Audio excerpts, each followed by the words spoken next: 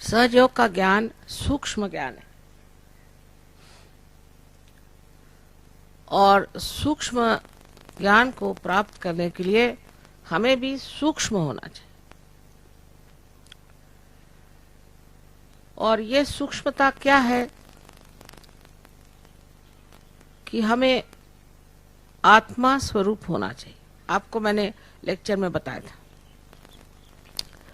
कि हमें आत्मा स्वरूप होना चाहिए और आत्मा से ही हम इस सूक्ष्म ज्ञान को समझ सकते हैं, क्योंकि आत्मा का अपना प्रकाश है और वो जब प्रकाश हमारे ऊपर प्रकटित होता है तो उस आत्मा के प्रकाश में ही हम इस सूक्ष्म ज्ञान को जान सकते हैं।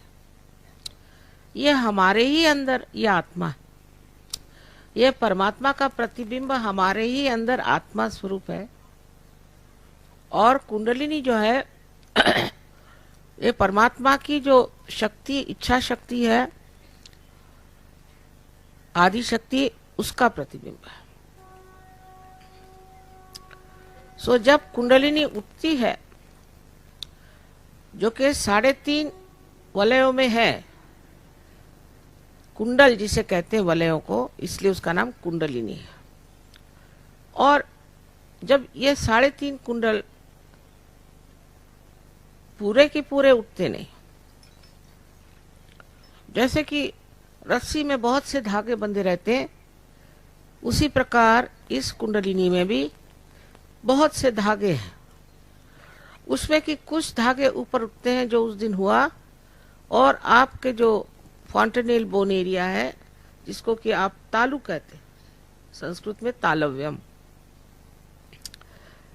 इससे छेदन करती हुई ये कुंडलिनी उस सूक्ष्म शक्ति में पहुंच जाती है जो चराचर में फैली हुई। जब उस सूक्ष्म शक्ति में इसका योग हो जाता है तो आत्मा का जो पीठ है वो यहाँ है। सारे चक्रों के पीठ सब सर में, और ये सारे चक्र हमारे अंदर हैं साथ, उसके बारे में हम आपको कल बताएंगे।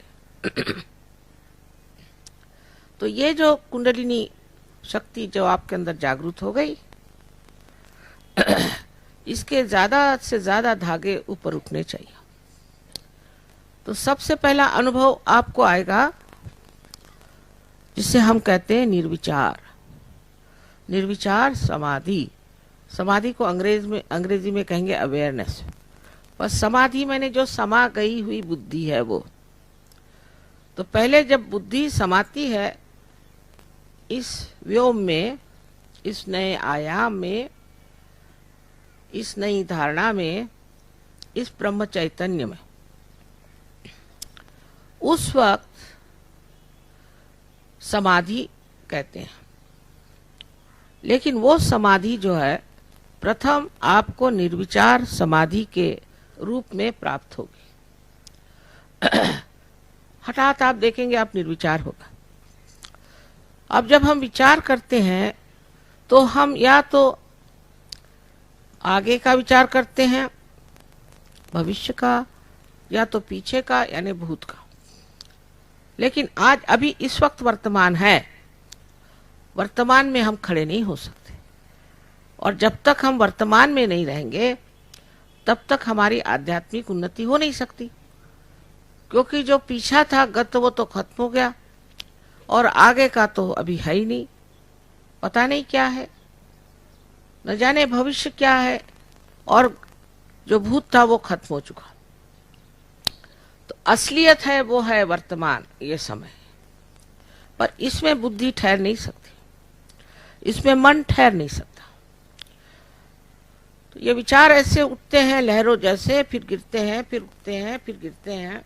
पूरी समय हम इसी आंदोलन में कूदते रहते हैं, कभी इसके शिखर पे, इसके कस पे दौड़ते रहते हैं। आज ये विचार आया तो कल ये विचार आया तो परसों ये विचार आया। लेकिन जब कुंडलिनी आपकी चढ़ती है तो क्या होता है कि विचार लंबाकृत हो जाते हैं।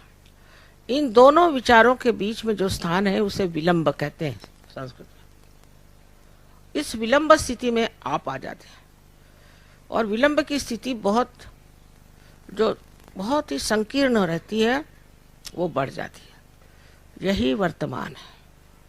इसलिए आप निर्विचार हो जाते हैं, लेकिन समाधि माने आप पूरी तरह से सतर्क बेशुद्ध अवस्था में नहीं जाते, आप सुप्तावस्था में नहीं जाते,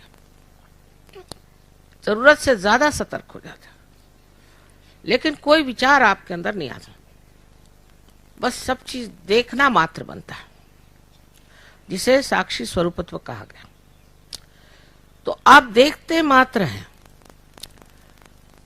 उसका कोई भी असर आप पे नहीं आती, उसकी क्रिया प्रतिक्रिया रिएक्शन कुछ नहीं आता, आप पूरी तरह से उस चीज को देखते हैं।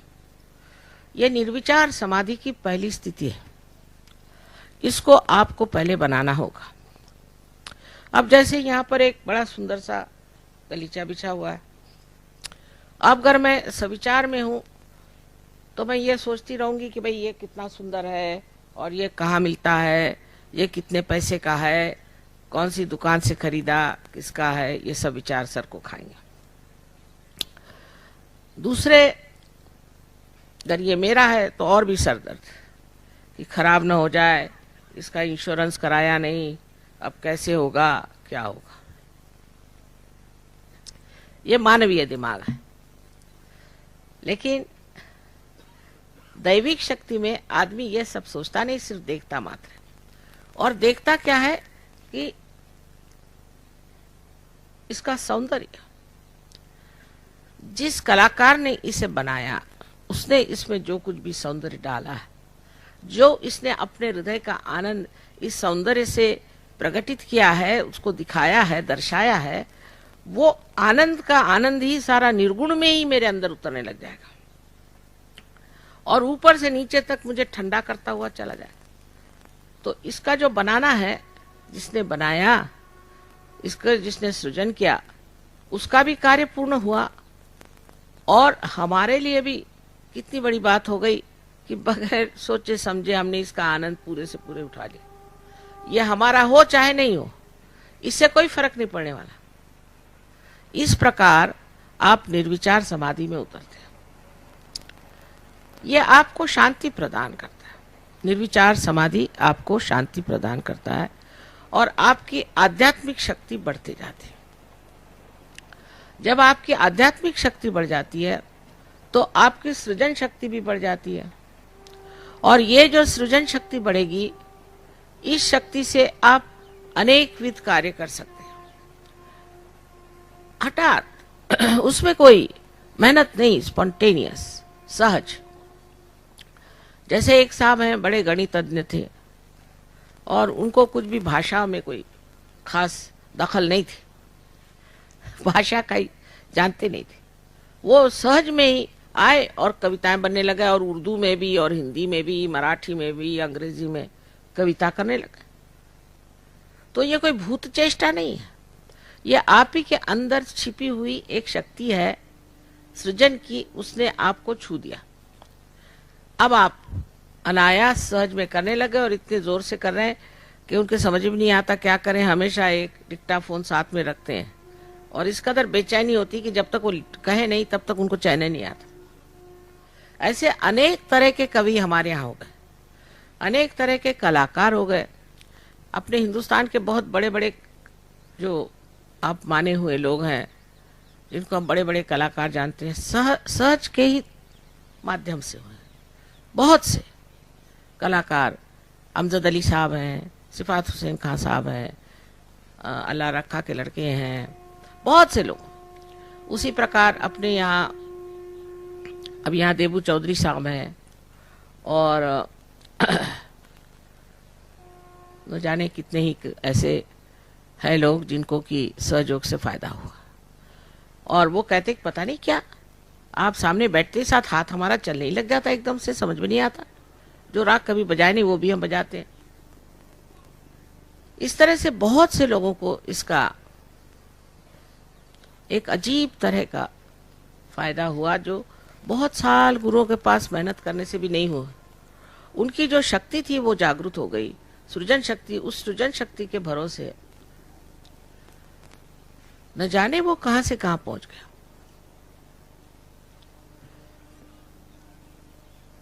तो आपके अंदर की सृजन शक्ति बहुत बढ़ जाती है।